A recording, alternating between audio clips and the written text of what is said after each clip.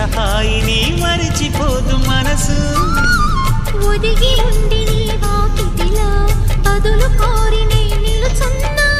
దారి తెలియని చీకటిలో వెలుగు చూసి కాదంటానా. ఊరించి ఇదే మాసం ప్రేమించే ప్రతి గుండెను అందెల సందడి చేసే హేమంతం ఇది. మన సొంతం అయినది. కిలకిల నవ్వే కోయిల కోసం వచ్చింది మధుమాసం.